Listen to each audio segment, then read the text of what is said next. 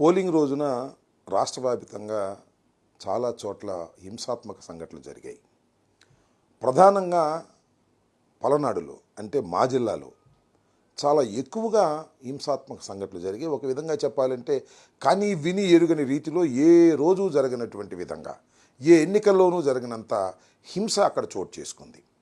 ఆ హింస చోటు చేసుకోవడానికి గల కారణాల మీద మేము ఈసీకి అనేక రకాలుగా రిపోర్ట్ చేయడం జరిగింది.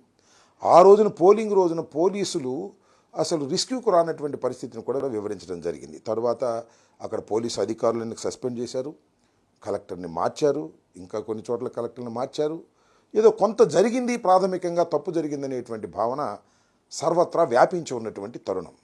ఈ తరుణంలో కొన్ని చోట్లయితే అసలు పోలింగ్ స్టేషన్లోకి వైఎస్ఆర్ కాంగ్రెస్ పార్టీ ఓటర్లు వెళుతుంటే వారిని వెళ్ళకోకుండా అడ్డుకొని కొట్టి తన్ని గాయపరిచి బయటికి పంపించినటువంటి సంఘటన చూశాం. దాని మీద అనేక సందర్భాల్లో ఆ రోజున చివరికి పిన్నెల రామకృష్ణారెడ్డి గారు కూడా ఆయన రిపోర్ట్ చేయడం జరిగింది, ఫోన్లు చేయడం జరిగింది.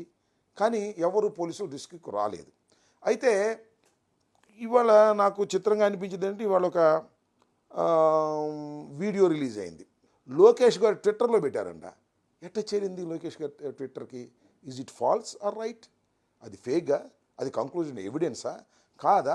ఆలోచించాలి కదా. ఇది డైరెక్ట్గా తెలుగుదేశం అధినేత కొడుకు అయినటువంటి లోకేష్ ట్విట్టర్లోకి ఎట్లా వెళ్ళింది? కలెక్టర్న రిలీజ్ చేయాలి, ఎలక్షన్ కమిషన్కి సంబంధించిన వారిని రిలీజ్ చేయాలి, ఆర్ఓన రిలీజ్ చేయాలి. రిలీజ్ చేయకోకుండా వారికి ఎలా చేరింది అంటే ఇక్కడ ఏదో కుమ్మక్కు జరుగుతూ ఉన్నది అనేటువంటి భావన చాలా స్పష్టంగా అర్థమవుతా ఉన్నది. ఈ వీడియో కానీ మీకు నచ్చినట్లయితే లైక్, కామెంట్, షేర్ చేయండి. మరిన్ని అప్డేట్స్ కోసం సబ్స్క్రైబ్ చేయండి.